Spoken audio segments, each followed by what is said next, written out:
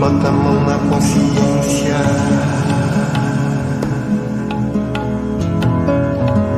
Bota a mão na consciência. Que o Brasil é o país mais lindo e rico desse reino de cristal. Rico em minérios e mistérios, o Eldorado tropical.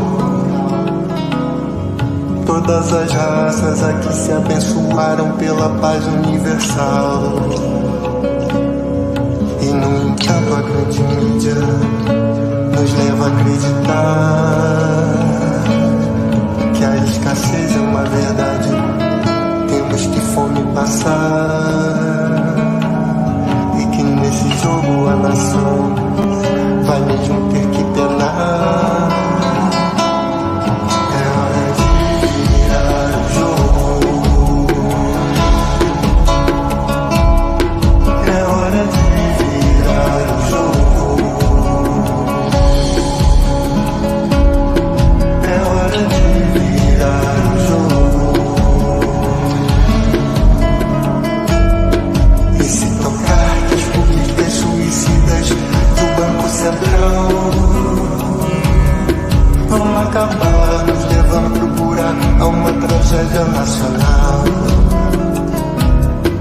E não se pode calar e assistir em choque à destruição. E mão em mão, todos juntos com carinho no caminho da união. Inaceitável que unicamente os bancos tenham lucros de trilhões. É um modelo econômico que ferra a nossa nação.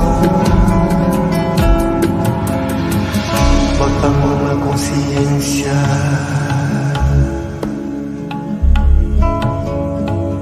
Bota a mão na consciência.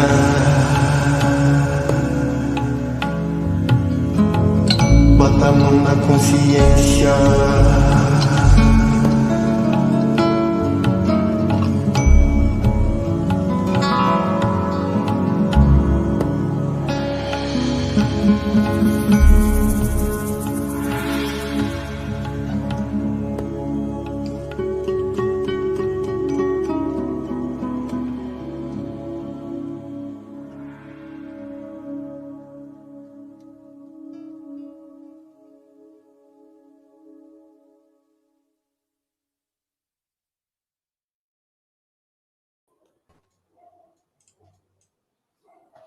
Olá, boa noite, amigas, amigos da Auditoria Cidadã da Dívida. Estamos aqui dando início a mais uma live do nosso canal e hoje com dois grandes lutadores sindicalistas da área dos servidores públicos federais. Estamos aqui hoje com o caro Davi Lobão, professor, e o caro Moacir Lopes, para falar, gente, os impactos da nova regra fiscal, desse arcabouço fiscal que foi aprovado foi apresentado em linhas gerais, por enquanto, né, pelo governo. Quais os impactos desse arcabouço fiscal para os servidores públicos? Isso é que a gente vai dialogar hoje com esses dois grandes lutadores sindicalistas e grandes amigos que estão aqui hoje. Eu vou fazer uma brevíssima apresentação de cada um e vou passar para eles fazerem uma saudação, já agradecendo a todo mundo que está aí online. Compartilhem, gente, essa live para que mais e mais servidores e servidoras públicas entrem em contato com o que a gente vai tratar aqui nessa noite, tá? O Moacir Lopes, muito bem-vindo, Moacir.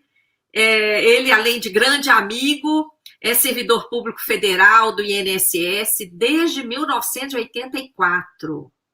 Ele é diretor da FENASPES. FENASPES, para quem não sabe, é a Federação Nacional de Sindicatos de Trabalhadores em Saúde, Trabalho, Previdência e Assistência Social. FENASPES. Então, ele é diretor lá da FENASPES e também do Sindpreves, Paraná.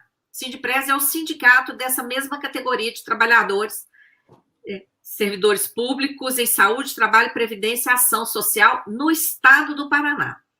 Ele é fundador da Conlutas, a Central Conlutas, e é membro também fundador da Auditoria Cidadã, tanto em âmbito nacional, que a FENASPES é nossa parceira desde o primeiro momento, e também do núcleo da Auditoria Cidadã, lá na região oeste do Paraná.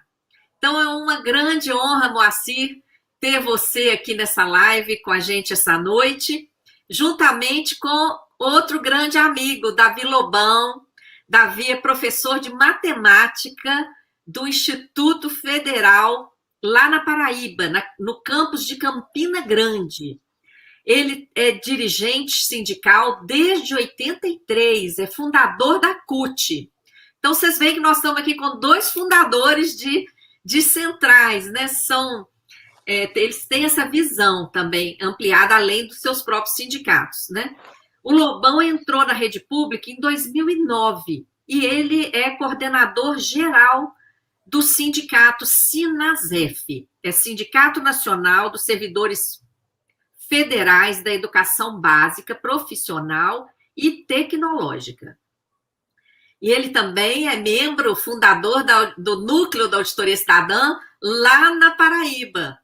Então, ambos, os dois, Moacir e o Lobão, fazem parte do FONASEF, o Fórum Nacional de Servidores Públicos Federais.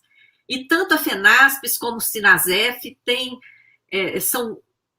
cumprem um papel muito importante lá no FONASEF também, que é um coletivo maior, que envolve vários sindicatos de servidores federais. Então, queridos amigos, Moacir Lopes e Davi Lobão, bem-vindos. Vou passar para vocês fazerem aí uma saudação inicial para o nosso público e, em seguida, entramos no tema.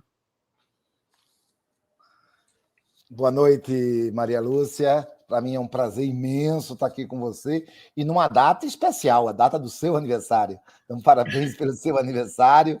É muito bom estar aqui com você nessa data e dizer da nossa alegria do SINASEF de fazer parte, né, da Auditoria Cidadã da Dívida, um dos instrumentos mais importantes da luta da classe trabalhadora brasileira. Vocês não sabem qual o serviço que vocês fazem para a gente. A prestação do serviço de vocês para a gente, para nos deixar totalmente informado, atualizado sobre as coisas que acontecem, né, no mundo financeiro brasileiro, nas entranhas da economia brasileira, é fundamental para a gente. Então, estar aqui todos os dias, acompanhando o site da Assessoria Cidadã da Dívida, acompanhando as suas orientações, as suas lives, as suas dicas, os seus documentos, o material da Assessoria Cidadã da Dívida, para a gente é de uma grandeza irreparável. Nós temos isso como uma coisa muito importante no nosso dia a dia, com muito orgulho que o SINASEF faz parte dessa Assessoria Cidadã da Dívida como parte integrante desse processo. Então, para a gente é muito, mas muito bom ter você com a gente. Vida longa para Maria Lúcia Fatorelli. Gratidão, caro Lobão. Moacir. Em primeiro lugar, eu preciso dizer a satisfação de estar aqui com grandes companheiros e o aniversário da Fatorelli hoje é uma honra para nós. Duas mulheres que eu gosto muito hoje fazem aniversário, a Fatorelli e a nossa administradora Marilene. Hoje, mesmo dia, duas grandes lutadoras pela causa dos trabalhadores. O mais importante dessa debate, eu acho que a auditoria cumpre uma função fundamental no país. Primeiro, que coloca em números objetivos e entendíveis pelo qualquer cidadão comum o que é feito com o dinheiro dele.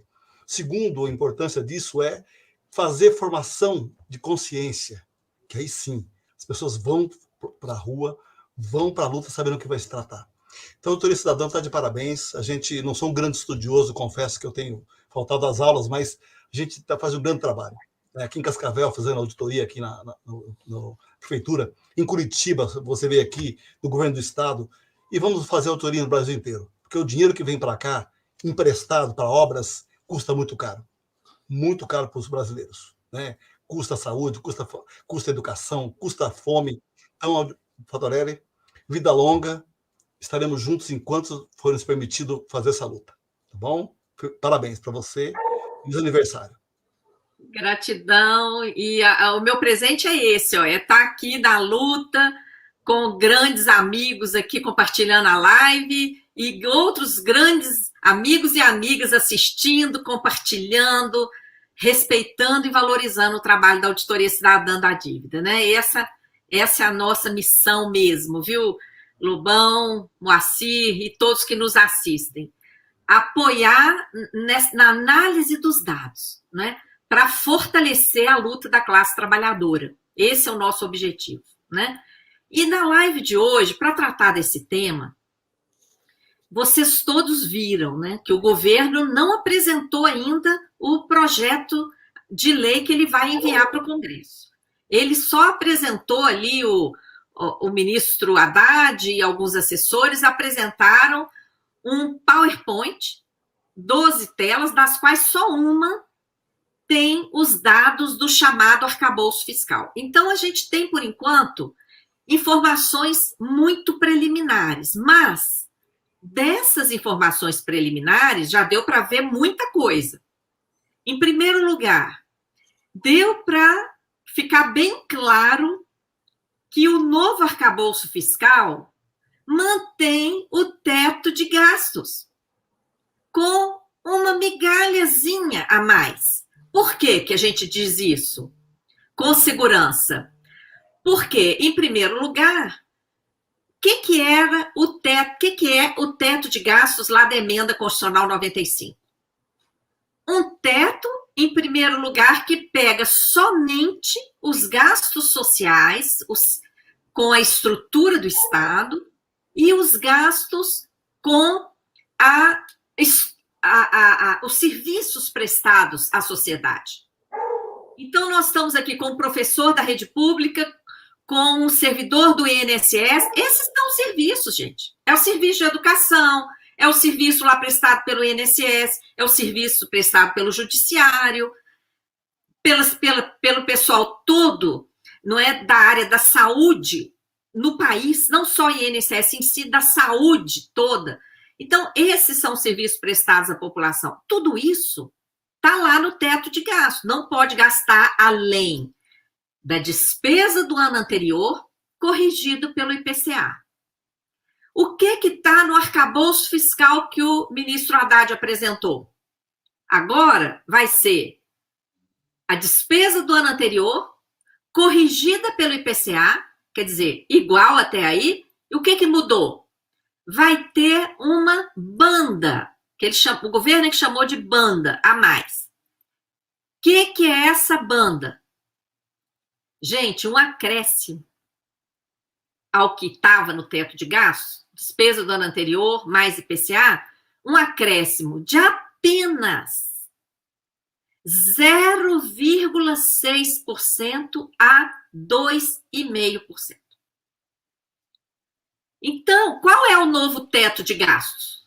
Teto máximo. Despesa do ano anterior só de gasto social e estrutura de Estado. O gasto com a dívida está fora desse teto. Sem controle, sem limite algum. Então, qual é o novo teto de gastos? Despesa do ano anterior, mais IPCA, mais 2,5% da despesa do anterior, no máximo. Isso é o teto máximo. E só vai atingir esse teto máximo se cumprir várias outras coisas. Por exemplo, meta de superávit primário, depois a gente vai comentando aos poucos.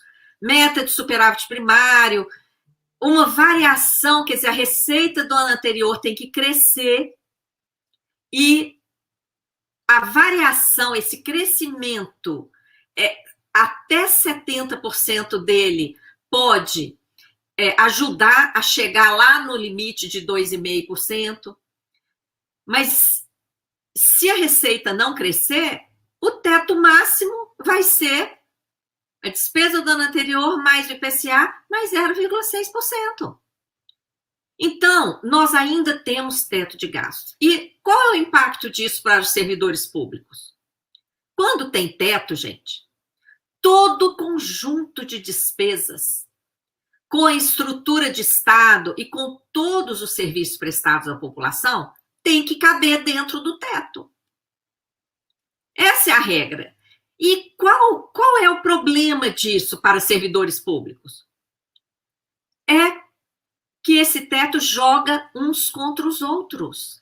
Não só servidores públicos uns contra os outros, mas todos os gastos com a estrutura do Estado e com os serviços prestados à população, eles entram em competição. Por quê? Se o governo esticar bastante o salário mínimo, como precisa esticar, o que vai acontecer? Vai faltar para outra coisa. Por quê? O conjunto tem que caber dentro do teto. Então, o primeiro ponto que eu queria colocar aqui né, nesse nosso diálogo é essa questão, né? Porque durante a campanha eleitoral, o presidente Lula falou claramente que ele ia acabar com esse teto, que o compromisso era acabar com esse teto de gastos, que, aliás, é uma coisa que só existe no Brasil. E não tem sentido, não é? Amarra tudo. E agora vem logo de cara uma proposta dessas. Eu queria ouvir a opinião de vocês dois sobre isso e ouvir como que os servidores públicos, né, que estão na ativa, que estão aí na luta, à frente de sindicatos, estão vendo essa questão, não é? Que com certeza vai encurralar, vai impedir reajustes de servidores, vai impedir novos concursos, progressões de carreira, como os servidores já estão há muitos anos, né?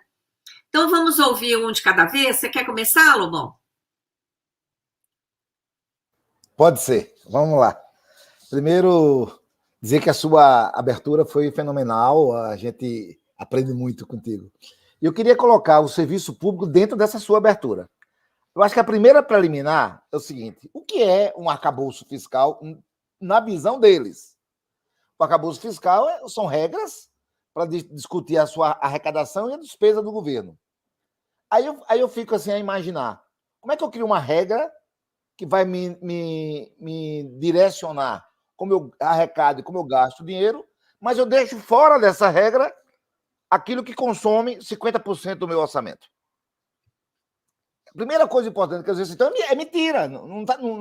O que o governo fala, que ele está regrando a arrecadação e os gastos, é um fato mentiroso. Porque quase todo ano, 50% do orçamento do Brasil é gasto com a dívida pública. E a dívida pública não está inserida nesse novo arcabouço. Primeira coisa. Segunda coisa, eu andei pesquisando, Maria Lúcia Fatorelli, sobre como é que está acontecendo isso no mundo.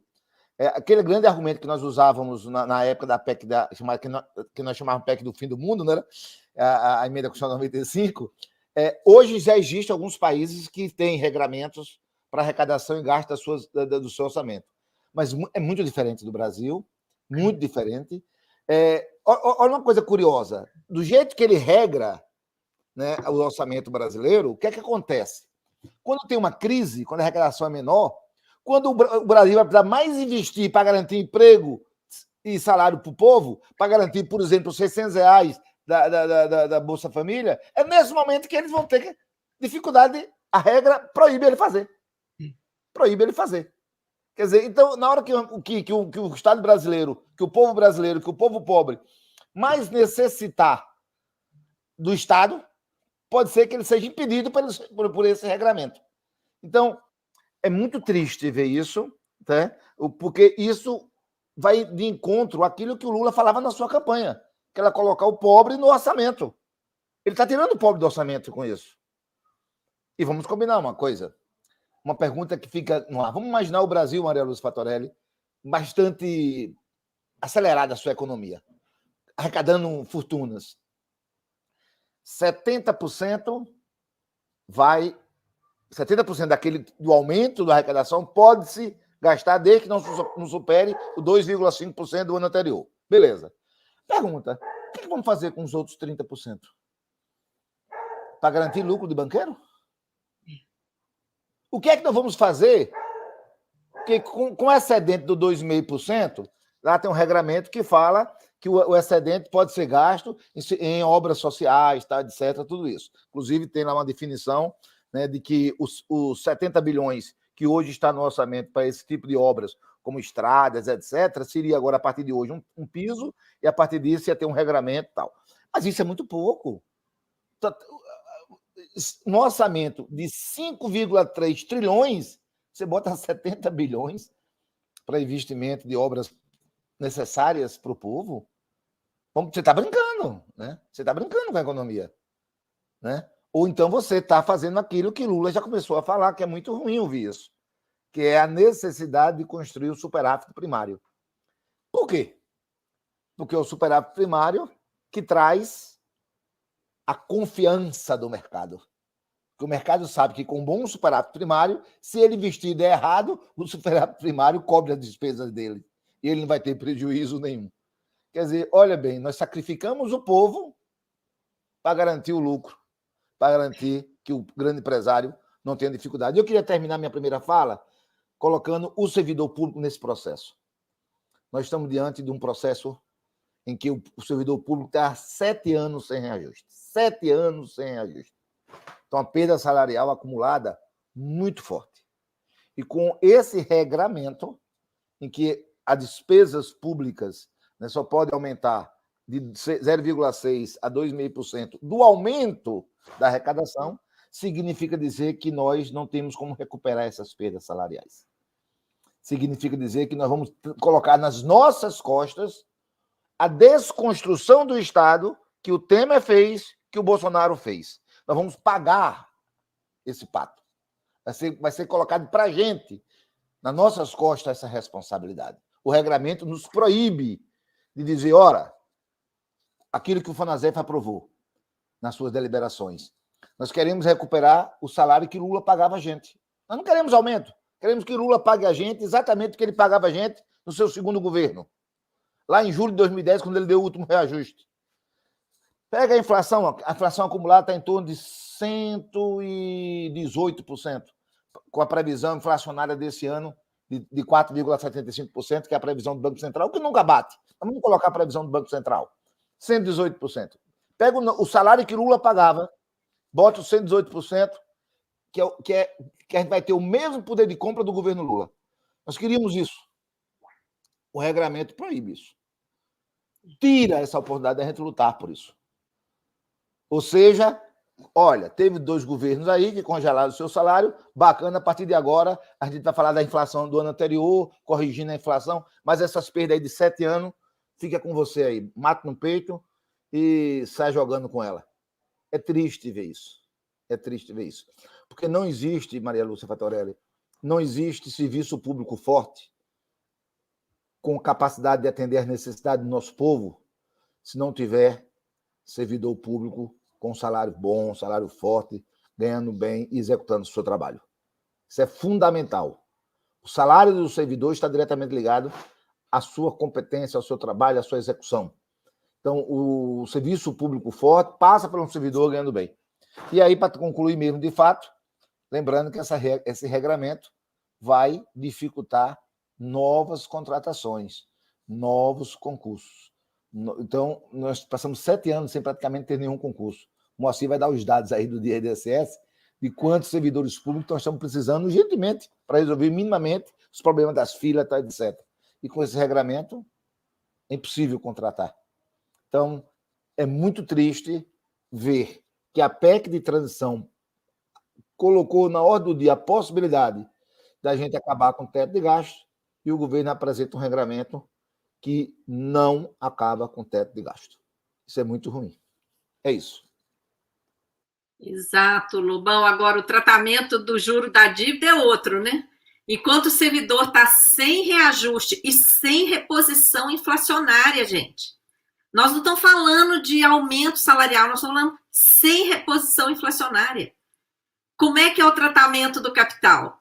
O juro envolve atualização automática e mais um ganho em cima. Por isso é que todo ano a fatia do gasto com a dívida aumenta, e a dívida aumenta também, né? Porque emite título para pagar mais juros e juro abusivo. Mas vamos continuar focados aqui na situação dos servidores públicos. Ouvir agora o nosso querido Moacir Lopes. Pode abrir seu microfone e contribuir para esse debate, Moacir. Então, boa noite para quem não estava na sala antes. E o que o Lobão colocou é verdadeiro. Primeiro, eu costumo fazer análise a partir do processo histórico.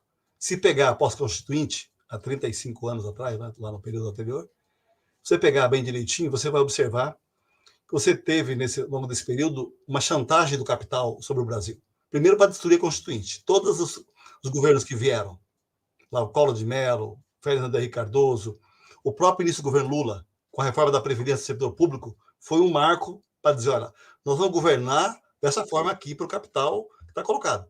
Segundo ponto é a questão mesmo dos próprios problemas que tiveram o governo Lula e o governo Dilma. E vem o Temer e faz o quê? A PEC 95. Portanto, cada governo que entrou teve que dar uma profissão de fé, fazer um acordo dessa forma que está colocado, que é um acordo de agiotagem, para poder pegar o dinheiro público, todo o dinheiro que está colocado no orçamento, os 5 trilhões era um pouco antes, mas enfim, e jogar esse dinheiro para pagar juros da dívida. Porque aí, essa, vamos dizer assim, jogatina que eles fazem, leva a esse processo. E agora vem o governo Lula de novo, com o Haddad. Eu falo que essa arcabouço fiscal é a proposta da reforma da Previdência lá em 2003. O mesmo. É por quê? Porque lá viu o quê? Dizer para o capital que ele vai cortar na carne nossa, claro, para pagar o juro da dívida. E nós perdemos aquilo lá por um voto. Esse aqui não sei quantos vão perder, mas vamos ter que brigar muito por ele, porque agora, se todo o setor de esquerda, que tem 127 votos no Congresso, votar da forma que está aqui, vai ser um desastre. Vamos ter razão. Por que vai ser um desastre? Primeiro porque você tem hoje uma demanda muito grande. Falta vacina, remédio para câncer, falta no Rio de Janeiro 9 mil médicos hoje, dados da Frente de Saúde do Rio de Janeiro. Falta 210 mil servidores da União. Aposentou 210 mil servidores da União. Como é que vai contratar todos os servidores se você não tem esse investimento garantido? Esse ano, por exemplo, na negociação, que a gente vai falar sobre ela depois, a ministra e o secretário de administração disse o seguinte, que não poderia ultrapassar para o orçamento da PELO de 2024, né, 24 lá, 16 bilhões. Ou seja, já estamos aí com teto. Isso com todas as contas, jogando lá salário, jogando previdência. E nós vamos ter que aprovar ainda uma lei agora no Congresso para garantir os 9%. Uma lei nas duas câmaras, Congresso e Senado junto, né, essa reunião. E essa questão do teto de gastos, me parece isso. O capital cria uma chantagem e o governante, para dizer que ele vai atender o mercado, faz isso. E o Haddad já sofreu muito ataque, até da própria base aliada dele, não do ponto de vista de ataques meramente especulativos, mas de dizer para ele o seguinte, sem botar o bloco na rua, todo mundo para dialogar sobre o que vai ser, você vai afundar o país mais ainda. Porque não vai ter dinheiro para você contratar professor, o Lobão está aí com a escola dele lá, com vários terceirizados e outros contratos, não vai contratar para botar em hospitais, não vai ter quem vai atender o cidadão, e a fila do INSS, aqui eu não gosto muito de falar sobre ela, mas está um absurdo, chegando a 7,100 milhões de pessoas numa fila virtual, colocado porque o governo achou que todo investimento nos programas de gestão à distância ia deixar o povo mais bem atendido, mas não, pelo contrário. Você abriu uma grande comporta lá para receber informação, quando soltou aqui embaixo não tinha quem segurava a onda. Então está aí a crise no Brasil. Isto, para a gente, Fatorelli, como um BPC que leva até quase 2 anos para pagar um cidadão que está lá na pior situação, que não tem sobrevivência. Isso quando você tem que pagar, por exemplo, um auxílio-doença de alguém que está lá esperando há mais de 1 ano, porque não há quadro lá. Perdemos aí praticamente 40% do nosso quadro. E o INSS fez um concurso no ano passado, e muito brigar, não contratou ninguém, jogou para o governo anterior. Agora, 1.000 vagas. Nós estamos pedindo pelo menos 10% do que foi aprovado. 1 milhão de inscritos, 30 mil mais ou menos classificados, queremos 3 mil ou 4 mil pessoas. E essa discussão é séria porque já tem setores do governo defendendo terceirizar o serviço. Eles não aprenderam com os militares, contrataram militar na marra, o TCU agora diz que é ilegal. Mas na época o TCU se baseou numa medida provisória que caiu para dizer o seguinte, olha, tem uma lei aqui que pode ser usada. Agora diz que é ilegal, mas agora que já passou tudo, já contratou, ficou 3 anos aí, afundou a Previdência como está aí, e a Previdência Pública é importante. Eu sempre costumo dizer para os companheiros, se tiver um primo, um sobrinho, alguém da família, precisar da Previdência, reze bastante porque a fila está grande. E não é culpa dos funcionários. Funcionários estão estressados, trabalhando no seu limite, produzindo mais do que poderia imaginar, mas não dão conta, porque o Brasil só vai, naturalmente, com qualquer nação, você vai envelhecendo. Não tem mais uma juventude que tinha na geração que, por exemplo, eu entrei. Era quase 5 por 1. Hoje, se vai dar 1 por 1, é muito. Então, essa que é o grande arcabouço fiscal. É um desmonte desse Estado de forma permanente. E aí, óbvio, para contratar servidor público não vai ter dinheiro, porque o orçamento vai ter um limite. Você fala muito bem, 0,6, 2,5, enfim, pegar o PIB, quanto é que dá isso? Mas, para terceirizar, pode. Fazer PPP, programa, aí pode. O ministro do Trabalho, da Previdência, ali, o Lupe, é um cara muito assim, é um bonachão e tal. Eles estão com vários convênios, com todo quanto é universidade, sindicato. Esses convênios não resolvem o problema da Previdência Social. Porque nenhum servidor, nenhum desses convênios pode fazer concessão de benefício. Tem uma lei que proíbe. Uma lei que proíbe. Agora, se tratando de governo, como o governo que entrou agora, eu sempre falo o seguinte, eu não costumo atirar assim, antes de ter todas as tentativas de negociar. No primeiro mandato do governo Lula, nós começamos a brigar em março, abril, maio, junho, começamos a movimentar, julho, primeira greve, em agosto, greve até outubro. No segundo mandato, mesma coisa. E agora, nesse momento do governo Lula, que vai estar começando, nós estamos tentando negociar dentro desse marco do processo de negociação coletiva de trabalho. E não é só para nós, viu, Lobão? E nós aqui entendemos que o salário é uma das vertentes desse triângulo, vamos dizer assim. Primeiro está em baixa grande massa de gente que precisa do serviço público. No setor geral estão quem contribui, quem paga, quem vai. E aí na parte de cima lá está quem governa, que é o gestor. Então, nós vamos empurrar toda essa massa para que o gestor cumpra a sua função social. Atendimento, garantia de saúde de qualidade para a população. Saúde para que você não possa ter mais essa pandemia absurda. Você voltar para a educação pública. Agora, estão brigando para revogar essa nova mudança no ensino médio, para revogar esse pacote. Revogar, inclusive, nós defendemos revogar esse pacote agora que proíbe que se aumentar a receita lá em 10 trilhões, eu não posso usar o dinheiro, tem que pagar o juro. Então, paga logo a dívida. Quanto é que essa dívida é? Você é especialista no assunto, né? Todos vocês, né? Quanto é que essa dívida fica?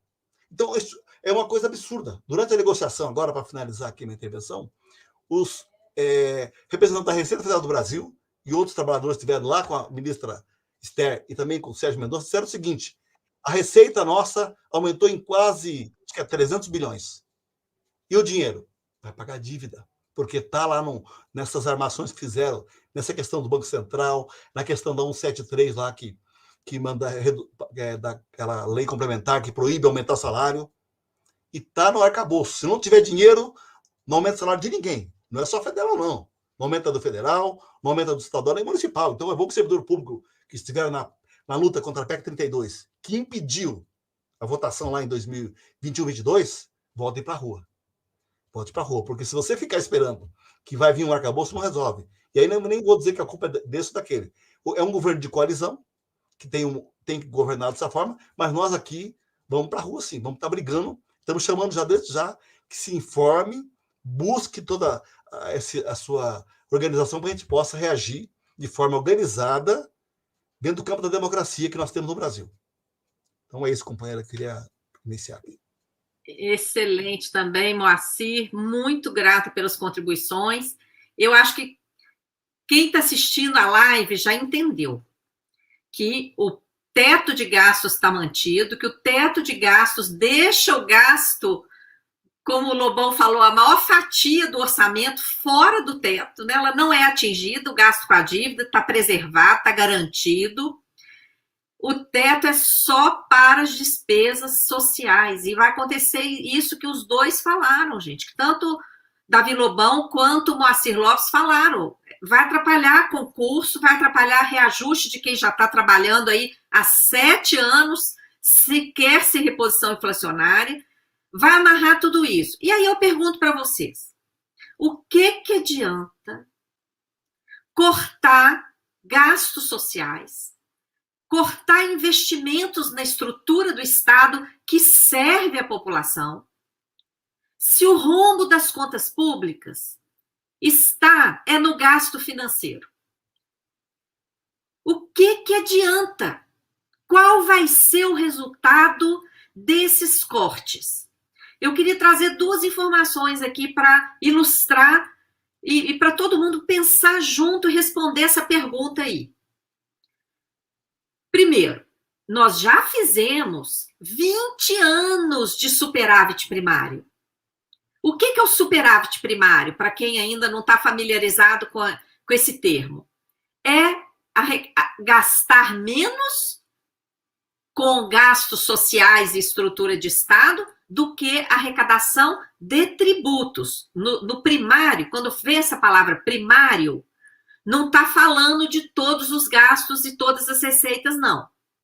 Quando o resultado primário, ele pega só receita de tributos, praticamente, e gastos com a estrutura do Estado e serviços prestados à população. Então, o superávit, gente, é essa economia forçada.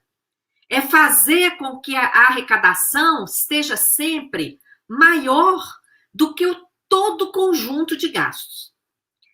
Antes de ter o teto de gastos lá da emenda constitucional 95, nós já fizemos o superávit primário durante 20 anos, de 1995 até 2015. O que aconteceu no mesmo período? Fizemos 1 trilhão de superávit. O que significa isso? Essa economia forçada, que eu dei exemplo aqui, acumulou ao longo desses 20 anos 1 trilhão de reais de economia. E esse dinheiro vazou todo para pagar a dívida. A desculpa era essa. E o que aconteceu com o estoque da dívida pública federal interna nesse período? Lá em 95, quando a gente começou a produzir o superávit, o estoque dessa dívida interna era 86 bilhões de reais. Fizemos 1 trilhão de superávit no período. E qual foi o estoque da dívida lá em 2015? 4 trilhões. O que adiantou fazer superávit? Sacrificar o gasto social? Olha, esse 1 trilhão, gente, que foi para o superávit, deixou de ir para a educação, deixou de ir para a saúde, para a previdência, para a assistência. E não é porque estava sobrando, não. Foi arroxo, foi contra-reforma, foi contingenciamento, corte. Olha o ralo aonde que está. Aí vem o teto. No teto aconteceu o que o Moacir falou, nos 2 últimos anos, Moacir. Lá em 2021, o recorde de arrecadação federal foi 270 bilhões. E agora, em 2022, repetiu um recorde maior ainda. Então, assim, para onde foi esse dinheiro? Vocês viram, no final do ano, as universidades e os institutos federais não tinham como funcionar. A Polícia Federal sem poder emitir passaporte. Não tinha dinheiro para nada. Mas como assim, se nós arrecadamos cerca de 300 bilhões a mais do que no ano anterior? Por causa do teto. Tinha que tudo para pagar despesa com juro. O Banco Central disparando o juro. Agora, o Banco Central ganhou do Tesouro Nacional 212 bilhões de reais, gerou um prejuízo de 300 bilhões, apesar de ter recebido 212, gerou um prejuízo de 300 bi, e isso não sai no jornal, não. Quando sai colocando pano quente. O ralo, gente, está no gasto financeiro com a dívida, está na política monetária do Banco Central. E isso, os dados provam. Tem um gráfico aí dos gastos selecionados, um gráfico colorido, que eu queria ver se o Vinícius consegue colocar na tela. Esse, Vinícius, muito grata. Gente, olha esse gráfico. Isso aí é um print esse gráfico está no meu Twitter, na seleção, lá em cima. Está um Twitter de destaque, lá no meu Twitter. Olha, vocês estão vendo essa reta verde aí, mais alta? Explodindo lá em cima, dando salto, sempre acima de 1 trilhão, 1,5 trilhão. Chegou a passar de 2 trilhões ali nos últimos anos, ó. É o gasto com juros e amortização da dívida. Onde é que está o gasto com o pessoal? Vocês conseguem ver? É uma reta ali, não é a mais alta abaixo do gasto com a dívida, é a da Previdência Social, que atende aí a dezenas de milhões de brasileiros e brasileiras. Logo abaixo vem a pessoal e encargos sociais. Esse cálculo aí, gente, é do âmbito federal, dos últimos 20 anos. Vocês estão vendo que está praticamente uma reta? Ela fez uma barriguinha ali, ó, justamente nos anos de governo Lula, que o nosso convidado Davi Lobão do Sinasef falou que o Lula deu, né, melhorou um pouco os investimentos ali no setor público no mandato anterior dele. Isso os dados mostram, isso é verdade. Ele fez concurso para universidades, ele fez vários concursos, né, regularizou uma porção de coisas. Tá ali, ó. Depois, olha lá a reta caindo, ó. Já perdeu a barriguinha que tinha ganho, já emagreceu de novo. E esse gasto aí, gente, pessoal e encargos, envolve pessoal ativo, aposentado, pensionista e todos os encargos sociais de todos os poderes, executivo, legislativo, judiciário e Ministério Público. Tá tudo aí.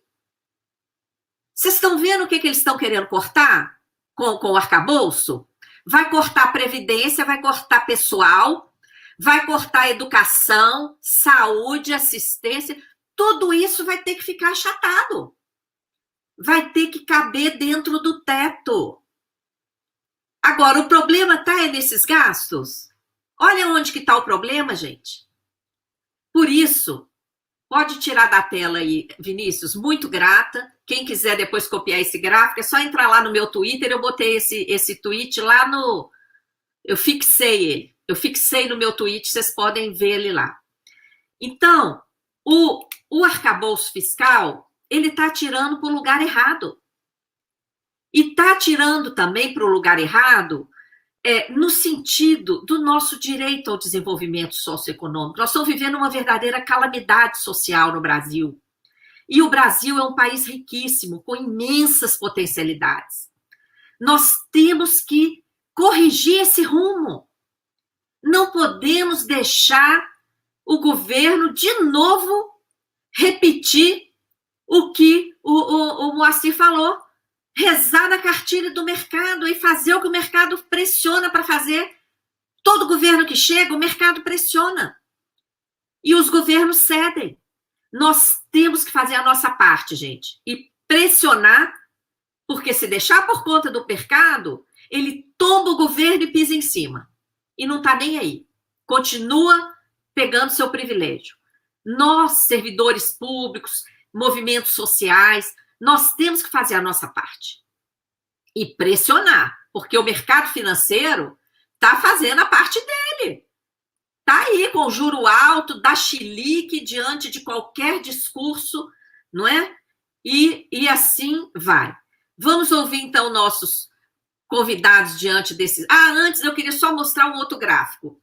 Mostra o outro gráfico aí, Vinícius, que está no artigo, esse gráfico, gente, está no artigo nosso que o Monitor Mercantil publicou.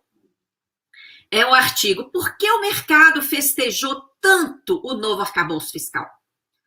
Agora, eu vou pedir aos nossos convidados, além de falar, né, da questão dos servidores, por que o mercado está festejando tanto? Não é? Ele foi publicado, ó, pelo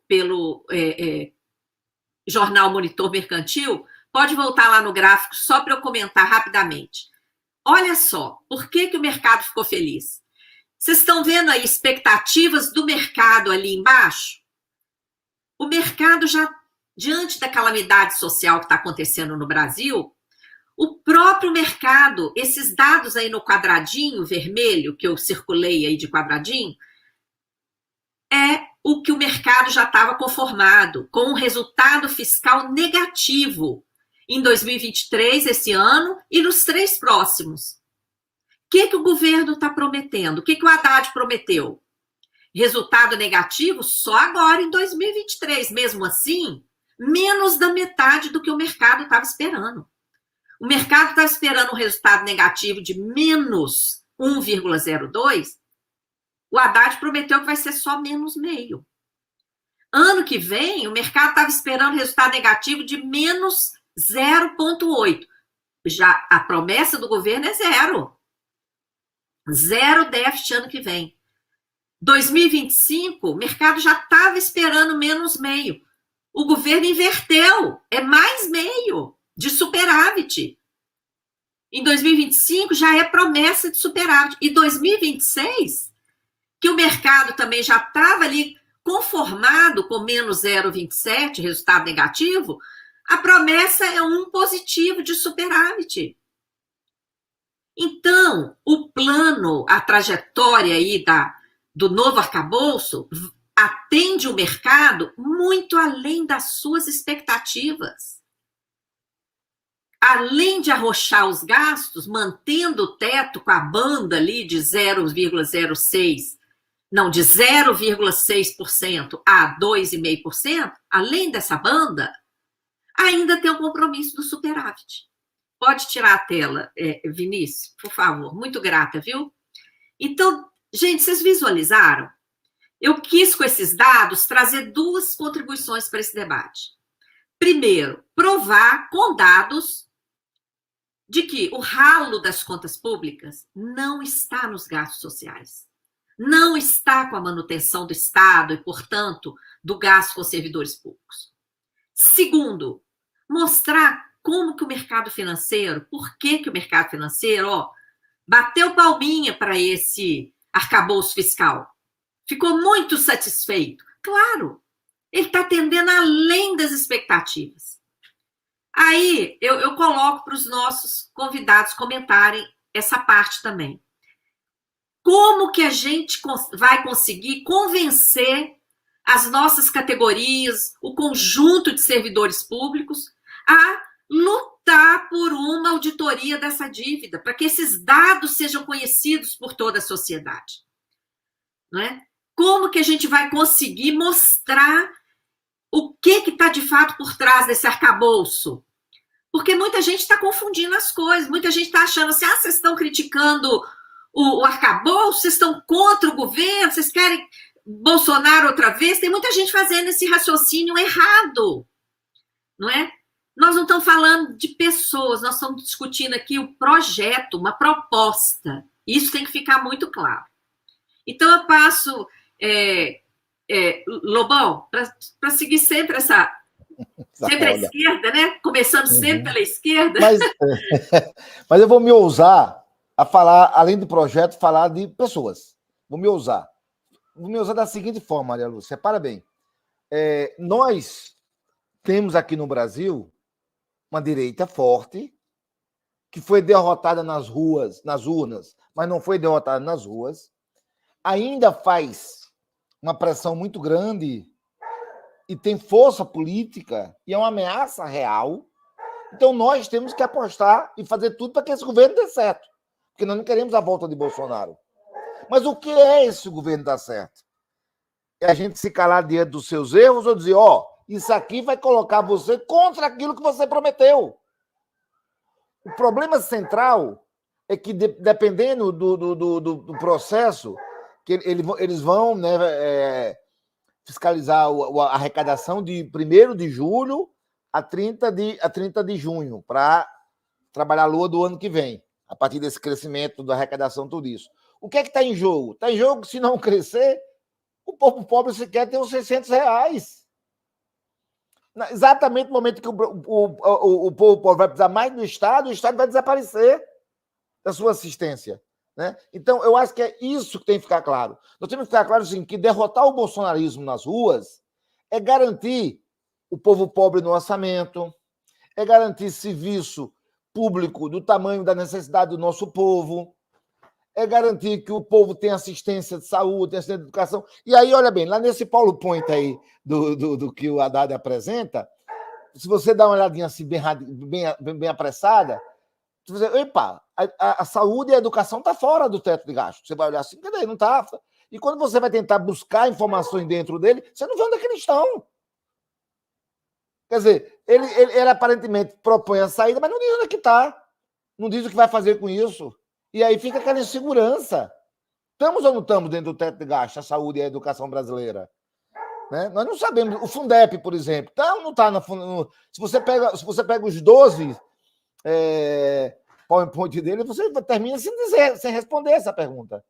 Você não tem essa pergunta para responder. E olha, saúde, educação, não pode ser considerado gasto. Isso é atendimento à necessidade do povo, isso é investimento, isso é colocar a sociedade no trilho do desenvolvimento. O governo está apostando para agradar o mercado nesse crescimento da economia. Está buscando forma de arrecadar mais. E aí, eles estão aí revendo isenções de impostos, estão vendo isso. Beleza. Mas aí, isso pode desagradar o mercado. Porque imposto que o mercado não pagar, vai pagar. Mas, imediatamente, o que o governo faz? Mas fica tranquilo que 30% do que eu arrecado é só seu. Você recebe de volta. O governo dá contrapartida imediatamente. Quer dizer, é brincadeira isso. Né?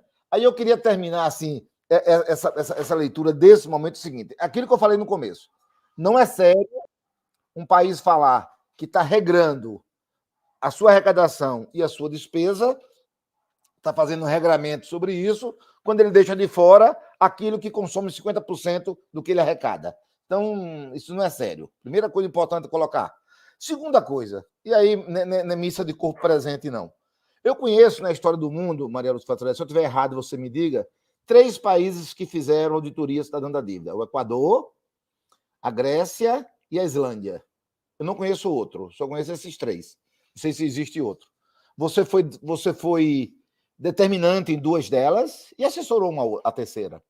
A terceira, a informação que citei, não sei se é verdadeira essa, Maria Lúcia Fatorelli, é que o Estado irlandês, né, a Islândia, botou lá artigo lhe proibindo ser chamada para você fazer auditoria. Você era uma pessoa não grata pelos banqueiros daquela região lá. Então, olha bem, sem nenhuma... Sem querer jogar flores no seu aniversário, não é isso. Mas eu estou diante aqui da maior autoridade sobre dívida pública do mundo. Não estou diante de uma qualquer. Eu não sou. Você não é uma pessoa que buscou informações, né, no rodapé de um documento, como eu faço, como alguns sindicalistas fazem. Não, você é uma estudiosa que contribuiu efetivamente para uma grande auditoria pública que aconteceu na Grécia, que aconteceu no Equador, né, que aconteceu na Islândia, e no Equador, no Equador você foi presidente da comissão. Na Islândia você teve papel decisivo na comissão. Você levou para lá o grande gráfico da pizza. Quer dizer, então, essas coisas me deixam assim com a seguinte questão. Caramba, por que o governo Lula não pede uma audiência com Maria Lúcia Fatorelli para discutir a dívida pública? Não, você passa a ser uma pessoa não grata. Eu me lembro do esforço que você fez, você ainda não era aposentada, quando o Congresso aprovou fazer auditoria da dívida pública. Você foi ser assessora de Ivan Valente para poder ter acesso ao processo, para estar lá fazendo. E milhares e milhares de requerimentos seus não tinham respostas. Pedido de informações vinham sem respostas. Quer dizer, você passa a ser uma pessoa não grata. Uma pessoa que pode ajudar esse país. E aí eu queria dizer isso com muita tranquilidade. Eu não estou diante de uma pessoa qualquer. Eu estou diante de Maria Lúcia Fatorelli, a maior autoridade deste mundo sobre dívida pública. Então, o respeito é bom, tem que se ter. Era, no mínimo, compreensível que o governo Lula, que os seus ministérios da Economia, chamasse a Maria Lúcia Fatorelli para uma conversa. Me explica, se vai fazer ou se não vai fazer o que você vai dizer, é outra coisa. Mas eu tendo no meu país uma pessoa do quilate, da formação e do conhecimento de Maria Lúcia Fatorelli e não pedir, não querer beber dessa fonte, me perdoe, é no mínimo duvidoso um governo desse. Eu acho que essa é uma questão. E aí, aquilo que eu coloquei para aqui, né, para a gente, né, nesse processo todo. O mercado bate palma, porque do mesmo jeito que aconteceu no primeiro, no segundo governo, o superávit primário que Lula promete consolidar a partir de um regramento sobre os gastos públicos e investimentos para a sociedade, ele quer esse superávit primário para garantir de que banqueiros, que empresários, que o grande mundo do mercado não tenha prejuízo no nosso país. Ou seja, pode vir para cá, porque se der errado, eu banco. É isso que está por trás de todo esse processo e é muito lamentável isso. É isso mesmo, Lobão. Você foi muito generoso aí com as palavras em relação a mim, mas eu não gosto muito de levar assim para a questão pessoal. A gente está sempre contribuindo, né? E a gente entregamos, né, juntos. Tinha gente do Sinasef lá no dia que nós entregamos a carta aberta à equipe de transição de Lula. Nossa contribuição está toda resumida ali. E inclusive o fim do teto de gastos está ali, né? Mas a gente está vendo que, como vocês, né, já falaram, o mercado cobra e todos os governos ajoelham, né? Vamos fazer a nossa parte dessa vez para não deixar ir tanto, né? Para a gente não perder tanto. Moacir, pode falar também, comentar aí da relevância, né, do gasto com a dívida, enquanto os gastos sociais estão lá embaixo, né? Não é aí que está o problema e é aí que eles estão arrochando mais. Como é que vai ser isso? Pois é, o mercado financeiro, todo esse sistema financeiro sequestrou o orçamento da União. Fizeram várias legislações que sequestrou o orçamento da União. E, por incrível que pareça, a auditoria cidadã é um dos poucos instrumentos que tem para poder contrapor aquilo. Se você pegar aí, esse é o único país do mundo onde se privatiza uma empresa pública, alguém vai lá e compra, faz concessão pública, nunca paga, não cumpre os contratos, mas tem garantia de lucro. Está aí a energia, banda A, banda B, banda C. Aí em Brasília dobrou a tarifa energia, melhorou. Energia não. Estou em Brasília todo mês, estou ali. Cai a luz. Então não mudou nada. Agora você imagina isso ampliando para São Paulo, agora que vão privatizar o anel viário por menos da metade do que foi construído lá, por um ogro, que é o governador de São Paulo. O Zema quer privatizar até as serras, né, onde tem meio ambiente. Não aprendeu com aquela crise de Minas Gerais, que virou um caos em Minas Gerais. Pega lá o exemplo da Amazônia. Hoje, segundo informações, fizeram apreensão, ou pelo menos, de 500 mil cabeças de boi produzido em terra indígena lá, onde os caras foram explorar. Esse é o país do assalto. É um país assaltado desde há 523 anos. Não é de agora. Então, é um país de assalto. E a dívida, como a Faltaria muito bem escreveu no livro, não começou por acaso. Começou lá na craceira da Inglaterra, para fazer a Tríplice Aliança para destruir o Paraguai. Aí o governo português foi embora, está aqui a dívida para vocês, tchau, está aí hoje. O militar multiplicou a dívida, você falou 20 anos, saiu de 80 bilhões para 4 trilhões, mas por que saiu? Porque todo o país em guerra recebe aporte lá para poder investir. E o aporte desses países aí do Banco Mundial, esse acordo, tem um acordo do INSS aí de 99, estão pagando até hoje, ele te empresta 1 trilhão, mais 900 bilhões vai para a empresa deles que vem para cá investir. Vem fazer aqui. Por isso que a Lava Jato destruiu as empresas de base. Não foi uma coisa meramente lá. Por isso que o golpe veio em 2016 e veio desdobrando para cá. Então a gente tem que fazer essa análise, e aí a categoria nossa sabe muito bem disso. Quanto ficou seu salário lá em 2011, 12 e quanto caiu para hoje, depois de 7 anos. Isso por quê? Todo governo quer governar conforme aquilo que ele se planejou. Porém, como se diz, tem aí, nesse meio tempo, uma guerra que ele enfrenta com o sistema financeiro, uma guerra que ele enfrenta com essa elite brasileira corcomida, elite atrasada, que para ela não importa ter um Estado nacional. Não importa que os pobres vão passar fome, como está acontecendo, fila de osso. 33 milhões de pessoas passando fome no Brasil. As crianças nas escolas hoje têm medo de ir para a escola porque fizeram a política, além desta, para ganhar a alma do brasileiro, que é essa questão que o Lobão falou, da extrema-direita, essa questão aí dessas ideias. Por quê? Se eu ganho essa ideologia, se eu disputo a escola, se eu disputo todo esse processo, o que sobra para o cidadão comum que não consegue compreender isso? Então, nosso trabalho, seu trabalho, é um sacerdócio. É todo dia estar pregando, né? Pregando, semeando, Nós também achamos que é isso.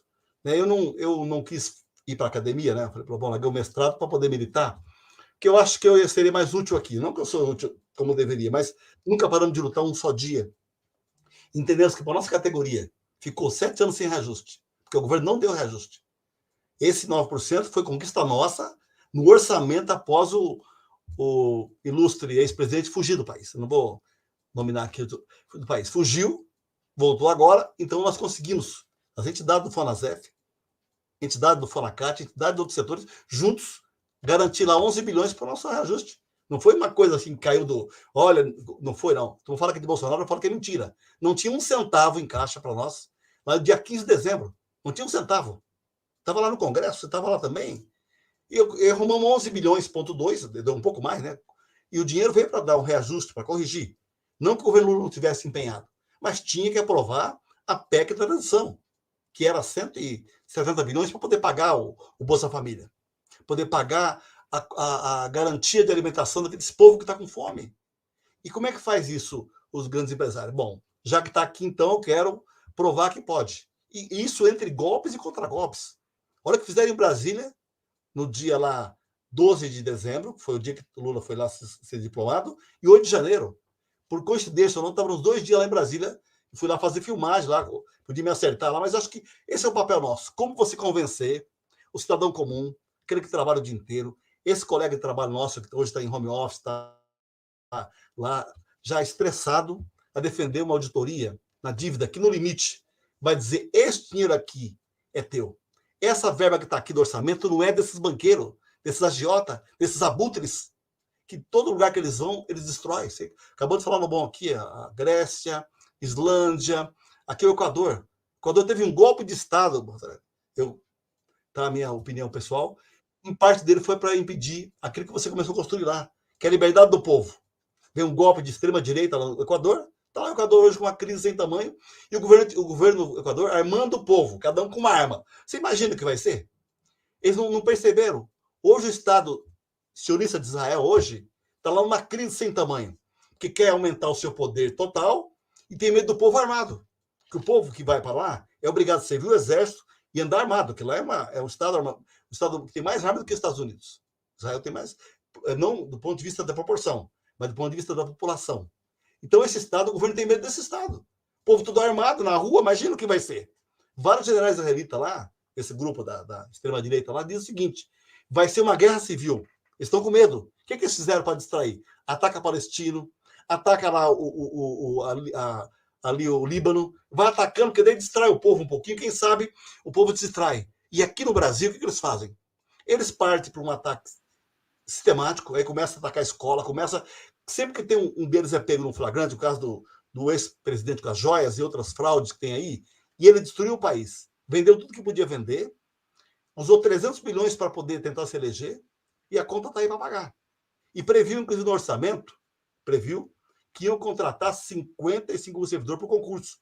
Mas com esse orçamento que ele deixou zero, não contrata. E o governo atual está numa situação delicadíssima do ponto de vista de governo, porque se não fizer o concurso, o caos vai aumentar. Se terceirizar, não resolve o problema. Então ele vai ter que negociar muito com a gente, as entidades vão ter que mobilizar. Até já tiramos o seguinte, após a primeira fase de diálogo com o governo, foi um diálogo rápido, que fechou na questão do reajuste, etc., vamos entrar na segunda fase, que é discutir o orçamento para 2024, discutir o orçamento da União, e aí, Fatorelli, com certeza a Auditoria Cidadã tem um papel estratégico, que se vocês dominam todo o orçamento que nós temos, vocês têm toda essa condição de fazer essa ajuda, nós aqui imploramos, pedimos a ajuda de vocês, porque a gente quer dados que você possa, de verdade, ser apresentado e debatido em qualquer lugar. Que a gente debate não é só em Brasília, debate na Câmara de Vereadores aqui da minha cidade, debate no governo estadual, debate na comunidade. Então, esse debate é amplo. E nós temos outra premissa. As nossas categorias, elas são aquelas, e aqueles e aquelas, que atendem essa população toda ali. Quem que vai botar o filho numa escola hoje pública? É aquela pessoa que tem menor condição financeira. A escola pública está lá. Quem atende lá? É os sindicatos ligados ao Lobão, o Andes, educação como um todo. Quem vai atender alguém no posto de saúde? É aquele médico que contratado pelo município, pelo Estado Federal, que está lá, que é o SUS. O SUS salvou 38 milhões de pessoas, embora a ação do governo negacionista vitimou 700 mil pessoas. Então, para nós, há toda uma situação de que nós, servidores públicos, temos que fazer essa mobilização de novo, estamos chamando o povo para a rua. A ideia nossa é fazer o trabalho com todo o respeito, democracia, no aeroporto, no Congresso, onde for possível, na casa de deputado, na casa de senador, casa de governador, e não vai ficar barato dessa forma. Agora, tem que mobilizar a massa. É difícil, mas não é possível. E não é contra governo nenhum. Pelo contrário, nós somos o maior defensor da política para garantia de sobrevida, da reforma agrária, da reforma urbana. Nós somos o maior defensor dessas bandeiras que, se fosse aplicada no Brasil, a fome estaria em muito menos lugar. E hoje vem em São Paulo, né, mais de 50 mil pessoas acampadas na rua, e o governo de São Paulo primeiro tentou tirar no abafa, na agressividade, e hoje está tentando tirar para pôr em hotéis. Por quê? Porque, bem ou mal, eles querem limpar cidades para poder aqueles setores que vêm para cá, ou essa classe média que está ali, que não gosta de ver um pobre na frente dela, né, não é o caso de que nem uma específica, querem tirar da rua essas pessoas que passam fome. Ataca lá o padre de Lancelot, que alimenta essas pessoas sem esperança. Você imagina, vou alimentar uma pessoa sem esperança nenhuma, na rua. Sou atacado porque eu faço isso. Então, imagina barbárie, você... né, Moacir? Barbárie, você que está aí... de barbárie, né? Ser atacada pelo governo, pelos governantes, não vou dizer governo nenhum, governantes, não fizeram auditoria quando aprovou no Congresso, vetaram por 2 vezes, estava lá junto com você. Unificaram a Receita Previdenciária com a Receita Federal. Cadê o dinheiro da Previdência? Cadê os 700 milhões que arrecadava todo ano? Onde é que esse dinheiro vai? Agora a Previdência virou despesa, mas o que arrecada não entra lá como receita. É um país assim, tem muita coisa para debater. E nós perdemos no Congresso em 2007, né, a votação, mas não perdemos a guerra. A guerra continua.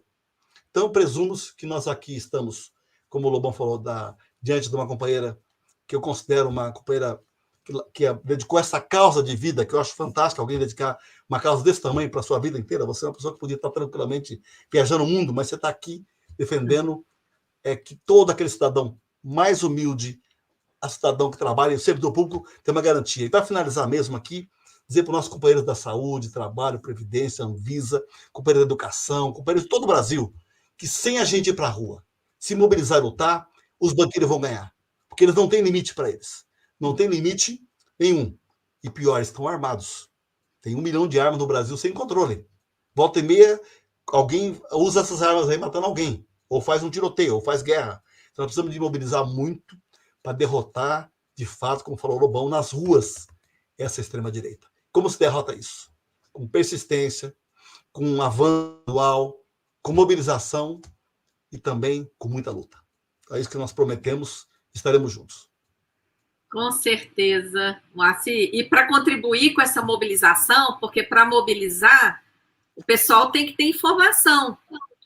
A Auditoria Cidadã está preparando uma cartilha, gente, ela está assim, já na fase final de diagramação, de corrigir algumas coisinhas, e tanto a FENASPES como o Sinasef estão apoiando essa publicação, não é? E fica aqui o convite para outras entidades, servidores que estiverem aqui nos assistindo e que ainda não estão apoiando, que apoie, porque a ideia é fazer essa cartilha, uma cartilha de 40 páginas, para explicar o sistema da dívida, explicar esse privilégio todo do gasto financeiro, que está por trás, gente, do teto, está por trás do arcabouço, está por trás das privatizações.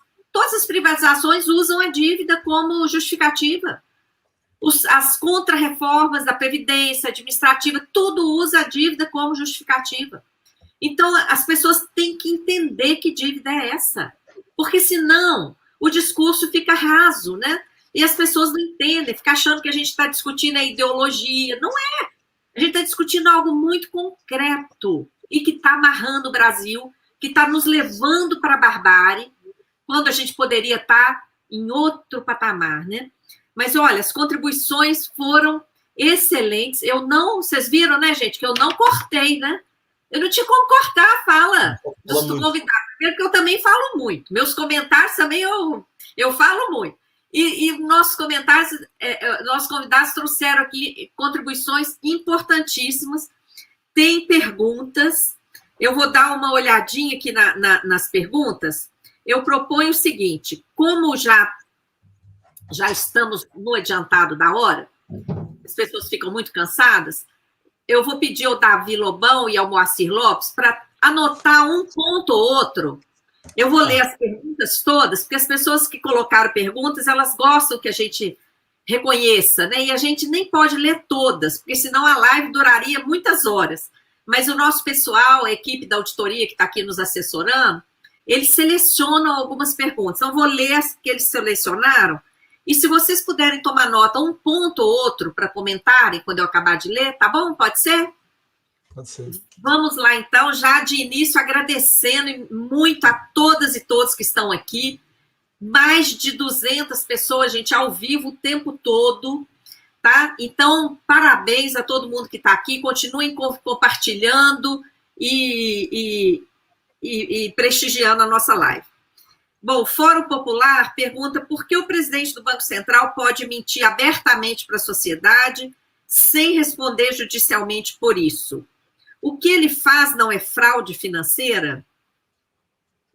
Como esse tema aqui não é diretamente dos servidores públicos, gente, tem live sobre isso, tá? Sobre a mentira do Banco Central ao dizer que tem que subir juro para controlar a inflação. O Alberto Chironi, gratidão por estar aqui, Alberto.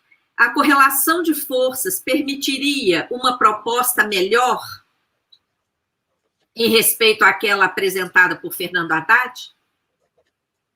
O Joab Fernandes. Qual seria a taxa Selic ideal para fazer com que o Brasil pudesse crescer com melhores índices em relação ao PIB? Uma Selic equivalente ao resto do mundo, né? 1, 2. O Pedro Aguiar pergunta: a ministra Esther Dweck já admitiu que o governo não vai repor as perdas salariais de servidores com a inflação. O arcabouço impede reposição ou dá margem? O Eduardo Andrade: para vocês, a saída é limitar o juro, correto? Para isso, evitar o aumento da dívida pública. Se não houver teto, as despesas dos juros seriam para investimentos sociais, então? Não continuaríamos com déficit? O Fórum Popular acrescenta mais uma pergunta. Como um país pode crescer e se desenvolver com teto de gastos primários, assegurado na própria Constituição, deixando o gasto com a dívida livre, sem controle, sem limite? O Júlio Menezes: antes do teto de gastos do golpista Temer, que regra fiscal existia? Em algum momento eu comentei do superávit primário aí durante 20 anos.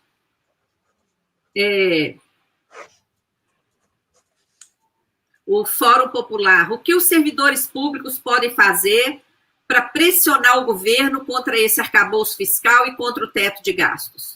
Como engajar a população nessa luta? Haverá greves? Chácara Cultural Visual comenta: ao pessoal da Auditoria Cidadã, gostaria de sugerir humildemente que realizasse um glossário de economia política em vídeos curtos. Ajuda muito a introdução ao debate. Muito obrigada pela ideia. O negócio é que a equipe da auditoria é tão pequenininha, a demanda é tão, mas a gente vai fazendo, tá? Na medida do possível. A Isabela de Bastos: a única saída é uma greve nacional, conjunta com todas as categorias do Serviço Público Federal e o mais urgente possível. O Israel Carvalho: não é para ter resultado para a população? É para aumentar a fatia dos bancos. O Rodrigo, nosso economista, também coloca aqui uma contribuição.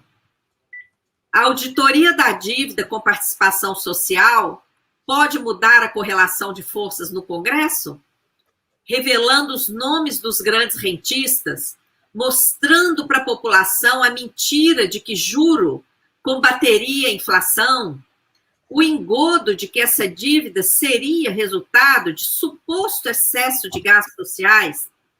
Daria para virar esse jogo, como se deu no Equador no final dos anos 2000? Vanderlei Moraes: o salário mínimo na Costa Rica é maior que no Brasil. Atualmente, está em torno de $600, convertendo, fica na casa de R$3.000. Gente, na Costa Rica, hein?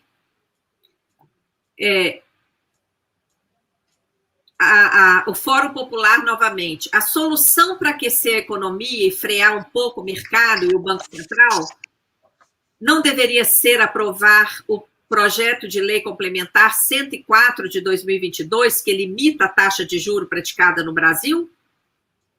A Edna Silva, não seria preciso discutir a limitação da emissão de título público? A dívida não tem fim. Se o Estado não limitar as emissões, é preciso discutir um teto de emissões. O Vinícius William, desde já pedirei desculpas, pois vou ser um pouco o juiz do diabo. E tenho que perguntar, o que mudaria e qual a diferença de fazer uma auditoria dessa dívida? Ah, Vinícius, ia trazer uma conscientização imensa, mas eu não vou estender, porque nós vamos ouvir os nossos convidados aqui, no final eu faço um comentário. Do ponto de vista político, Eduardo Costa agora, do ponto de vista político, o arcabouço fiscal chega a implicar o mercado a participar da reestruturação do país ou é uma utopia? O mercado, hein, participar da estruturação. Quando é que nós vimos algo privatizado estruturar alguma coisa? Mas vamos lá. Novamente, Davi Lobão, tentar fazer aí um comentário geral, Lobão. Não precisa responder. Tá bom, querida. Não, claro. Que é impossível. Claro. Eu só queria completar aquela pergunta da minha intervenção anterior sobre por que é que o mercado bate palma, né? Sobre essa previsão que o governo faz de crescimento, isso alegra muito eles. Mas, olha bem, é importante registrar o fato de que se as metas que o governo estão colocando aí, que é menos 0,5% esse ano, zerar no próximo ano, 0,5% e 1% nos próximos, crescimento, né? Bem acima daquela tabelinha lá que você colocou aí para a gente naquele gráfico, né? É bom salientar que, se não bater as metas, há corte no gastos públicos. No lugar de ser 70%, passa para 50% no primeiro ano, passa para 30% no segundo ano. Ou seja, banqueiros, mercado, se eu não conseguir bater as metas, o seu está garantido. Eu tiro aqui do povo. Não tem problema nenhum. Eu tiro aqui do povo e garanto vocês. Né? Então está lá, garantido. Eu queria responder com mais precisão um debate que foi colocado aí umas 3 ou 4 perguntas, inclusive do nosso querido Rodrigo, né, da Sociedade Cidadã da Dívida, que é sobre a correlação de força na sociedade e no Congresso.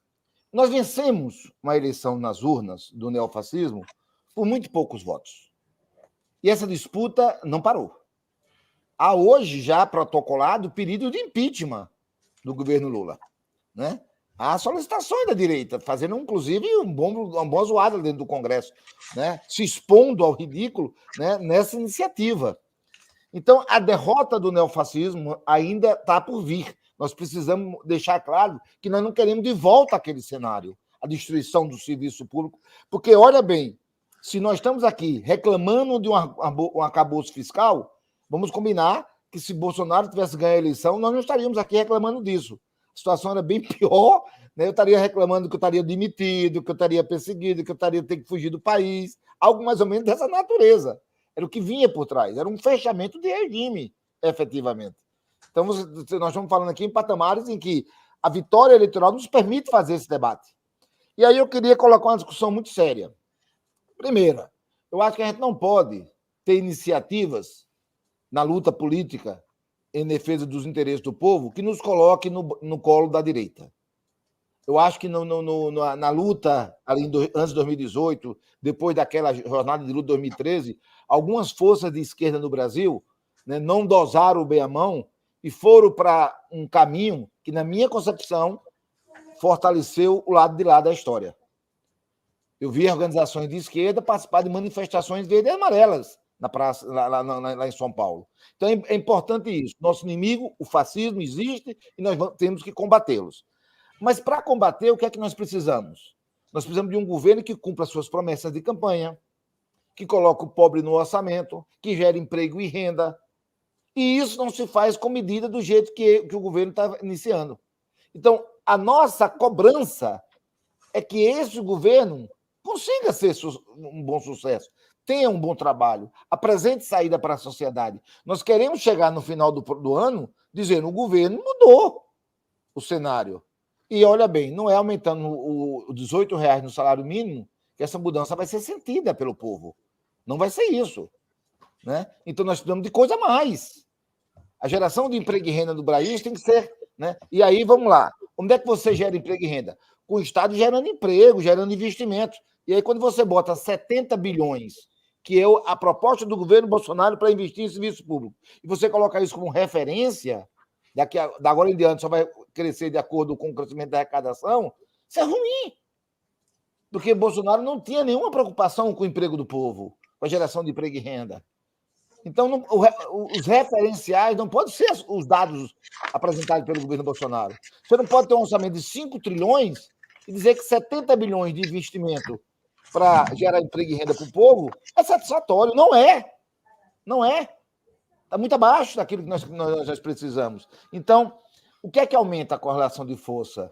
E aí eu acho, Rodrigo, que é esse trabalho que nós podemos realizar dentro do Congresso, mas com o trabalho nas ruas. Na minha categoria não está colocado na ordem do dia fazer greve agora. Se eu chamar a minha categoria para uma greve agora, ela não vai. Ela não está com essa perspectiva imediata.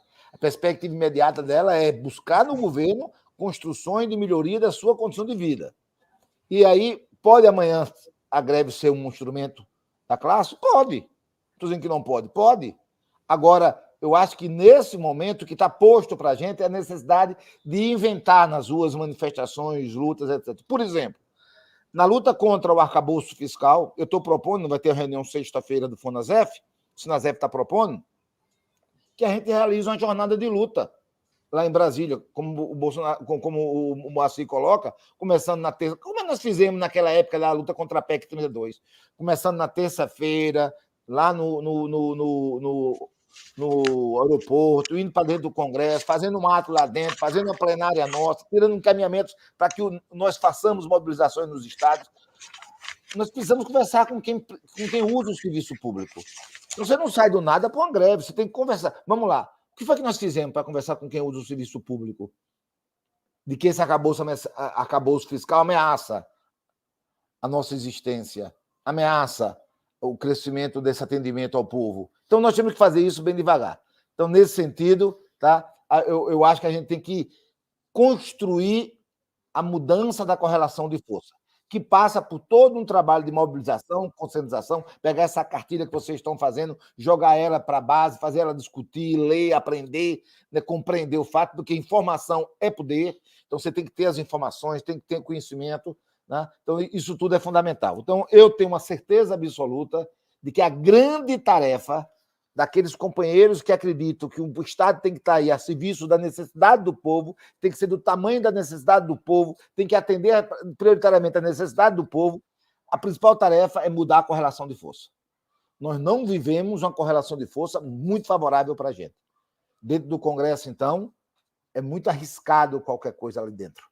Então, nesse sentido, eu acho que a gente tem que fazer pressão de massa, luta nas ruas, mobilizações nas categorias, conscientizando a base, e ela não se move se ela ter... O que movimenta a categoria é a esperança de ter vitórias, a esperança de conquistas. Ela não se movimenta porque ela está sofrendo, porque se fosse assim na África estava cheia de revolução. Né?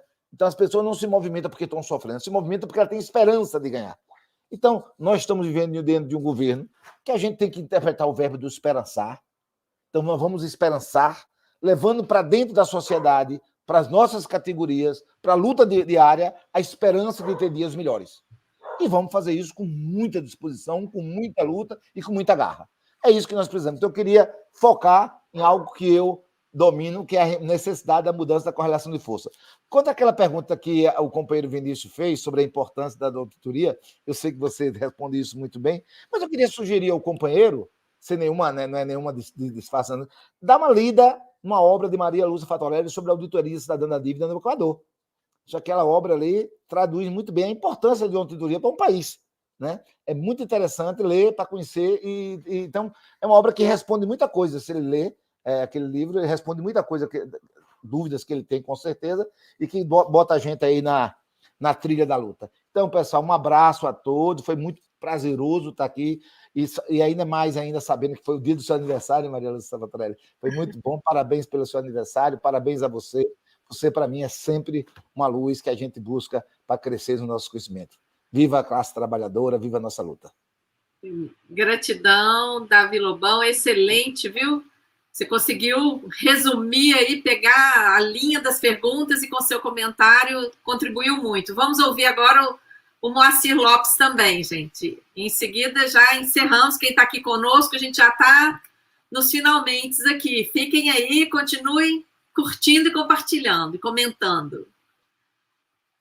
Então, camaradas, eu acho que essa questão das perguntas são importantes para poder ter um universo que as pessoas estão absorvendo lá na ponta, que absorve. A gente tem essa questão de correlação de força, sempre dou exemplo da Constituição de 88. Lá tinha um grupo pequeno de esquerda, com o presidente Lula à frente, e conseguiu fazer tantas mudanças naquela Constituição pós-regime militar, mas tinha massa na rua. Eu lembro que a gente fazia passeata aqui e em Brasília. Várias vezes eu estava aqui, eu era estudante, né? Toda aquela. Estava trabalhando, mas eu militava no estudantil. O sindicato eu entrei depois. Era muito importante ir a Brasília buscar pressão, aqui também com o deputado. Então, essa correlação de força se constrói conforme você vai organizando. Até porque o grande Karl Marx dizia que a nossa situação começa a partir daquilo que está dado. O que está dado hoje no Brasil? Um congresso ultraconservador, um congresso onde você tem o que tem de pior, está lá o juiz ladrão, está lá a quadrilha da Vaza Jato, está lá esse tanto de gente lá, que vira um circo tão assim conflituoso, esse PL, esses partidos, que lá tem todo tipo de situação. É um zoológico de exótico, esse congresso. No entanto, é com eles que nós temos que lidar. Como é que lida com essa massa? Tentando, nesse ponto do contraponto deles que eles fazem de radicalizar, jogar essa discussão na sociedade. Morreu uma criança catarina num ataque. Um professor vai lá e fala que mataria mais. Começa um debate na rede social. Então, o Brasil da barbárie é isso que produz. Como é que combate isso? Eu não conheço nenhuma outra forma a não ser você se mobilizando e indo para frente. Se não fosse assim, poucos de nós aqui que cresceu durante o regime militar, né, cresceu, né, eu entrei no concurso, que nasceu e cresceu, estaria hoje vivo aqui. Porque, gente, em algum momento eu enfrentava isso na escola, enfrentava isso na igreja. Eu militei muito tempo na igreja, que é desde 6 anos, na pastoral, enfim. E nesse processo todo aprendi uma coisa, que um líder leva para o outro, vai reproduzindo o conhecimento. Tinha aquelas comunidades de base que os padres vinham para treinar nós, jovens, para reproduzir o debate. Estou aqui hoje, depois de 40 anos, estou aqui, né, aqui falando com vocês aqui. Como é que funciona essa nossa sociedade atual? Ela tem um problema hoje, que é a questão do individualismo. Cada um procura viver por si só. Não o coletivismo. E aí sim que a extrema-direita ataca, usando tudo, usando a igreja, as igrejas que têm mais poder, a bancada evangélica, esse grupo todo, usando o instrumento de pressão, usando a desinformação. E aí, pergunta, por que pode o Campos lá mentir tanto lá no Banco Central? Porque não tem impunidade para rico. Havia algum rico punido já por mentir? Está aí o presidente da República, né, o Capiroto, ele trouxe uma caixa de joia, trouxe 2. Quando chegou na 5ª caixa de joias, não é verdade, ele mentiu. Mas peraí, já tanta mentira assim? E aí esse cara ainda vai ser candidato a alguma coisa, não tem apoio popular? Mas por que acontece isso no Brasil? Porque o Brasil, se você pegar a história do Brasil, é um país que foi destruído a sua autoestima enquanto cidadão, não lhe deu o direito de ser cidadão pleno. O mais perto que chegou foi 88. Pega lá, dos anos 30, com o integralismo, quebra da Bolsa de Nova York, né, 1929, quebrou a Previdência Pública, quebrou tudo lá, até os dias de hoje. O que mudou na vida do brasileiro comum? Sofrimento. A comunidade libertou o povo que estava escravizado, libertou, mandou para o morro, porque não tinha terra para esse povo. Quem ficou com a terra? Os grandes latifundiários, que agora quer tomar dos índios, que está em abril agora em Brasília, vão acampar agora em Brasília. Agora em abril, vão acampar aí, fazer uma grande luta. E eu acho que nós temos grandes exemplos de movimento que deram certo. O MST, com todas as suas contradições, que diz que a reforma agrária é um planejamento da burguesia, mas está aí até hoje sobrevivendo, enfrentando os latifundiários, enfrentando o capital agrário que está lá, enfrentando as grandes empresas que vendem veneno, que estão envenenando o mundo. Então, isso que é um problema que nós estamos colocando. E sobre a questão do servidor pode fazer, o que pode fazer o servidor? Fazer uma escolha. Ou vai escolher lutar, mesmo com o governo que nós elegemos, na convicção de que esse governo venha mudar um pouco o rumo do país. Ou vai lutar para mudar essa política, enfrentar, de fato, todo esse arcabouço do lado de lá que tem na extrema-direita, bancário, banqueiros, etc., para poder garantir o serviço público de qualidade. Não é só o seu salário, não. Garantir que você tenha lugar para trabalhar. Porque se os caras terceirizar tudo aqui, não tem lugar para trabalhar, nós ficamos sem local. Só pegar um exemplo. A pesquisa, pegar um exemplo da questão de fazer a ciência como um todo. E por que a coisa tem esse problema? Porque o Brasil é um país onde não se valoriza efetivamente, como deveria valorizar, conhecimento pleno das pessoas. Conhecimento que se produz. Por que não valoriza? Porque quem está vendendo para cá o serviço é o governo estadunidense, é a União Europeia. Essa massa de que comanda o mundo impõe aqui suas regras. E o Brasil, desde o século passado, é acostumado a olhar para a visão eurocêntrica. E para os Estados Unidos. Nunca olhar para o seu próprio país. Nunca olhar para o próprio país. Então, eu acho que nós temos muita coisa para fazer e os servidores públicos têm que fazer uma escolha. Ou vai para a rua, se mobiliza, vamos junto para a rua, para buscar o dinheiro para concurso, para a educação, para a saúde, para salário, ou ele vai ficar situação muito difícil, muito pior do que estava antes. De momento, eu digo que nós estamos num momento de transição entre o governo com 100 dias e o que virá agora até o final do ano. Então, até o final do ano, temos muito desafio pela frente. Muita batalha para travar. E eu acredito na esperança, Lobão, verdade. Mas jamais vou abdicar de que a esperança não pode estar precedida de uma luta grande de todo mundo junto. Todos os centrais, partidos de esquerda. Oxalá convençamos o nosso partido, pelo menos os partidos que nós estamos na esquerda aí, a assumir a auditoria da dívida. Porque o Brasil é campeão mundial de juros.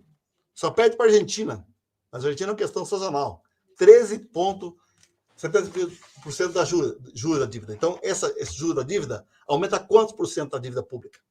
Então, Fatorelli, companheiro Rodrigo, companheiro da auditoria, Lobão, foi um prazer estar aqui com vocês. Eu fico muito contente com a Fatorelli, porque eu considero uma companheira que dedica a sua vida a uma causa. E aí, para nós, isso não tem preço, companheira. Estamos juntos. Um abraço para vocês todos. Quem não falar mais, boa noite para quem eu não vou mais conversar hoje. Muito grata, Moacir, Lobão, meus queridos amigos, todas as amigas e amigos que estão aqui ligados nessa live. Vocês me deram um presente nessa noite, né? Falando da necessidade de mobilizar, de informar a sociedade, o reconhecimento para a auditoria cidadã. Vocês viram que eu caí e voltei no celular, né? Tá uma chuva aqui em Brasília, de trovão. A internet caiu. Nós estávamos falando aqui das privatizações, da precariedade de serviços privatizados, né? E eles querem privatizar tudo e acabar com o Estado. Nós não vamos permitir isso, gente. Vamos lutar juntos e juntas e vamos aí derrotar esses projetos que querem diminuir ainda mais o Estado. Nós precisamos caminhar na direção oposta. Nós precisamos de mais Estado. Nós precisamos de mais investimento público, de mais serviços para a sociedade e de menos privilégio para banqueiro. Os bancos aqui no Brasil estão lucrando como nunca, enquanto o Brasil volta para o mapa da fome. Isso é inaceitável. Então, aguardem a cartilha da Auditoria Cidadã. Vai ser uma grande contribuição para esse debate necessário que vai acontecer no país, que já está acontecendo, né? E que precisa acontecer de forma ainda mais contundente. Eu não tenho palavras para agradecer, Moacir e Davi Lobão, pela dedicação de vocês aqui à Auditoria Cidadã durante todos esses anos e essa noite com essa live. Muito grata a vocês, às entidades que vocês representam, e a todas e todos que estiveram aqui conosco, a equipe da Auditoria Cidadã. Muito grata a todas e todos. Gente, boa noite. Sigam aí os nossos canais em todas as redes, acessem os nossos materiais. Estamos juntos. Perfeito. Obrigada, gente. Honrados. A Auditoria Obrigado, Cidadã da tchau. Dívida é uma associação sem fins lucrativos e precisamos do seu apoio para produzir e divulgar o nosso material. Então, deixe seu like, compartilhe, comente, se inscreva no nosso canal, é grátis. E se você quiser e puder, doe através do Pix 12 537 204 000145. Agradecemos a todos pelo apoio e vamos juntos pela Auditoria da Dívida já!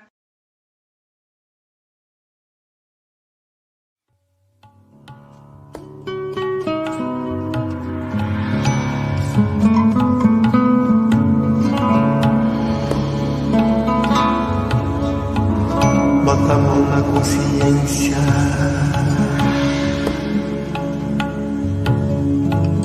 Bota a mão na consciência.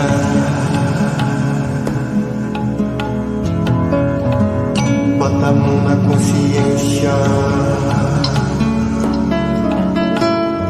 Que o Brasil é o país mais lindo e rico desse reino de cristal.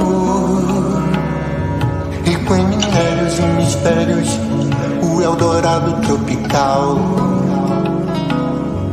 Todas as raças aqui se abençoaram pela paz universal. E no entanto a grande mídia nos leva a acreditar que a escassez é uma verdade, temos que fome passar. E que nesse jogo a nação vai mesmo ter que penar. É hora de virar o jogo. É hora de virar o jogo. É hora de virar o jogo. E se tocar as políticas suicidas do Banco Central vão acabar nos levando pro buraco, a uma tragédia nacional. E não se pode calar e assistir em choque à destruição. Irmão, irmão, todos juntos com carinho no caminho da união. Inaceitável que unicamente os bancos tenham lucros de trilhões. É o modelo econômico que ferra a nossa nação. Bota a mão na consciência.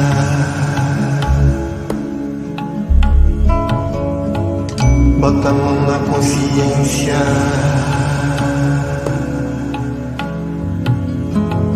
Bota a mão na consciência.